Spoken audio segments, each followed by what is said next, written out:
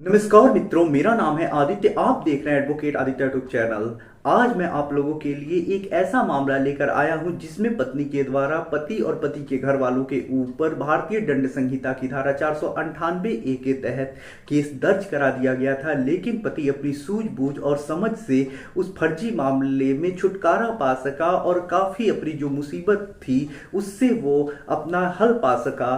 तो ये जो मामला आया है बहुत ज्यादा इंपॉर्टेंट मामला है। इसमें आपको काफी कुछ नई चीजें जानने को समझने को मिलेंगी और यदि आपका भी ऐसा ही मामला होगा तो इस जजमेंट के जरिए आप अपने ऊपर लगे, अपने घर वालों के ऊपर लगे मामले को आसानी से क्वेश करा पाएंगे। ये एक हाई कोर्ट का जजमेंट है, इस वजह से मैं आपको लिए लेकर आया हूं। तो चलिए मामले के बारे में सारी चीजों को विशेष रूप से समझते हैं। तो चलिए वीडियो को शुरू करते हैं। वीडियो में आगे बढ़ने से पहले मैं आपको एक महत्वपूर्ण जानकारी देना चाहता हूं।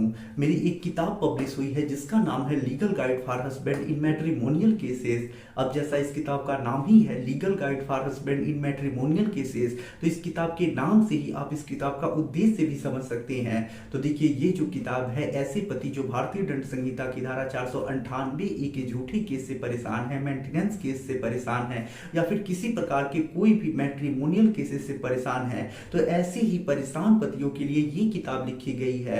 आपको इस किताब में भारतीय दंड संहिता की धारा 498 A, 125 CrPC, DV act, divorce case, section 9 आदि प्रकार के जो भी मैट्रिमोनियल केसेस होती हैं उनसे संबंधित काफी अच्छी जानकारी मिल पाएगी, जिससे कि यदि आप झूठे केसों से काफी ज्यादा परेशान हो चुके हैं, आपको कोई गाइड करने वाला नहीं है, आपको कोई कुछ बताने वाला नहीं है, तो ये किताब पढ़ के आप अपनी जानकारी बढ़ा पाएंगे और अपने केस में अपना पक्ष मजबूत कर पाएंगे।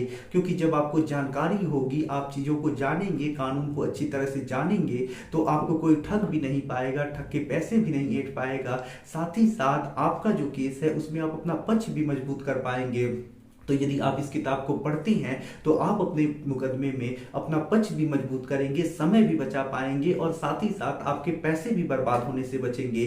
तो ये जो किताब है पतियों के लिए काफी ज्यादा यूजफुल है। इस किताब का जो मूल्य है वो 550 रुपए है, प्लस 100 रुपए कोरियर चार्ज है, लेकिन अभी 50 रुपए इस किताब पे डिस्काउंट दिया जा रहा है। तो यदि आप इस किताब को बाई करना चाहते हैं तो मेरा व्हाट्सएप नंबर आपको स्क्रीन पे दिखाई दे रहा होगा, आप उस पर मैसेज करिएगा कि मैं किताब खरीदना चाहता हूं। आगे का प्रोसेस मैं आपको बता दूंगा।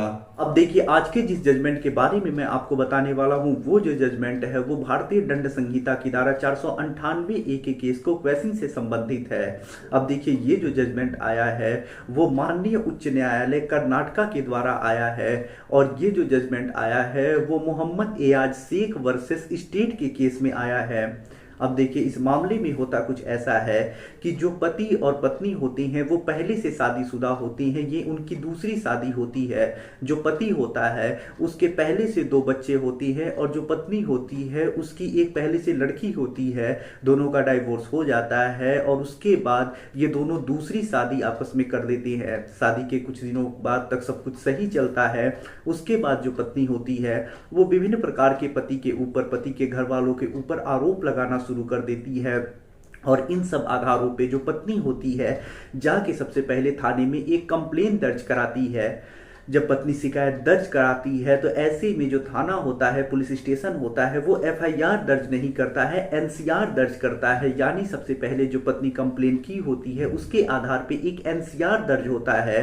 एनसीआर में पति और पति के घर वालों का भी नाम होता है। उसके बाद पुलिस उस एनसीआर में इन्वेस्टिगेशन करती है, मामला गलत पाया जाता है और वो एनसीआर वहीं समाप्त हो जाता है। फिर जो पत्नी होती है दोबारा पति और पति के घर वालों के ऊपर जाके कंप्लेंट करती है, उसमें बहुत आरोप लगाती है और इसके आधार पे भारतीय दंड संहिता की धारा 498 ए और 34 और डीपी एक्ट की धारा 3 व 4 में एफआईआर दर्ज हो जाता है। उसके बाद पुलिस इन्वेस्टिगेशन करती है, कोर्ट में ले जाके चार्जशीट लगाती है। अब देखिए, जब चार्जशीट लग जाता है उसके बाद जो पति के घर वाले होते हैं उनके द्वारा क्वेश्चन के लिए प्रार्थना पत्र हाई कोर्ट में लगाया जाता है।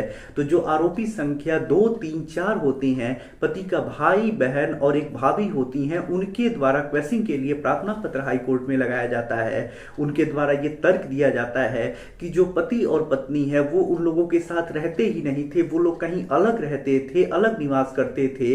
सिर्फ पत्नी ने जो आरोप लगाया है वो यही लगाया है कि जब उसके पति के द्वारा उसका उत्पीड़न किया जाता था तो वो इन लोगों से शिकायत की है, लेकिन इन लोगों ने पत्नी का साथ नहीं दिया है बल्कि पति का ही साथ दिया है। पत्नी को ही समझाने लगी हैं, पति के खिलाफ कुछ नहीं किए हैं, उसे कुछ नहीं बोले हैं। तो ये पहला आरोप है। दूसरा आरोप ये है कि पति को ये लोग चढ़ाते थे, भड़काते थे कि तुम अपनी पत्नी के साथ मारपीट करो, उससे दहेज मांगो। तो यही कुछ आरोप लगाए गए हैं और इसके आधार पे उनका भी नाम इस मामले में फंसा दिया गया है।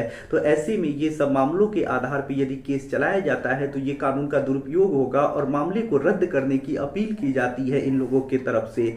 उसके बाद जब कोर्ट पूरे मामले को देखता है तो कोर्ट खुद समझ जाता है कि इस मामले में पति के रिश्तेदारों को बेवजह घसीटा गया है। मामला देख के ही कोर्ट को लग जाता है कि सिर्फ फंसाने के लिए और पति के करीबी रिश्तेदार हैं, इसी वजह से उनको इस मामले में घसीटा गया है। पति और पत्नी अलग रहते थे, ये रिश्तेदार अलग रहते थे।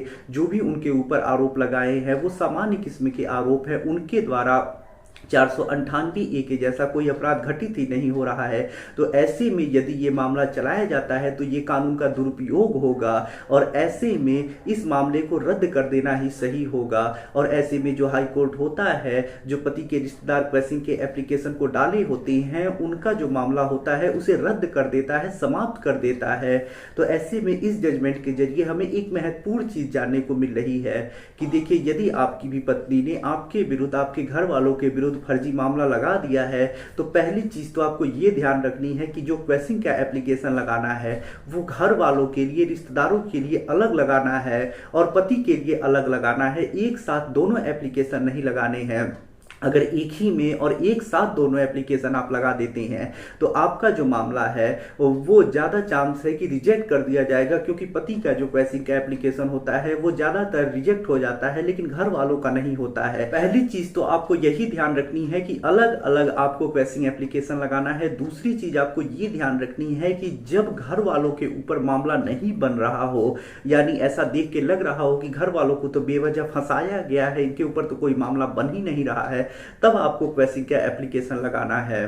तो देखिए, आशा कर रहा हूं ये जो जजमेंट था इसके जरिए आपको काफी कुछ नई चीजें जानने को मिली होंगी और साथ ही साथ आपका हौसला भी बढ़ेगा। अगर आप भी फर्जी मुकदमे लड़ रहे हैं तो आपको जानकारी के साथ साथ ऐसे मामले जब आपके सामने आते हैं तो हौसला भी बढ़ता है।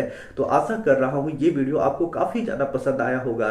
यदि आप किसी कानूनी समस्या से परेशान हैं और ऐसे में आप मुझसे फोन पे बात करके अपनी कानूनी समस्या का समाधान प्राप्त करना चाहती हैं तो इसके लिए डिस्क्रिप्शन चेक करें, वहां बताया गया है कि आप किस प्रकार से मुझसे फोन पे बात कर सकते हैं। यदि आपको वीडियो पसंद आया हो तो वीडियो को लाइक करें, अपने दोस्तों के साथ शेयर करें और यदि आप चैनल पे नए हैं तो चैनल को सब्सक्राइब करके बेल आइकन को दबाएं। मिलते हैं नए वीडियो के साथ अगले दिन, तब तक के लिए जय हिंद, जय भारत।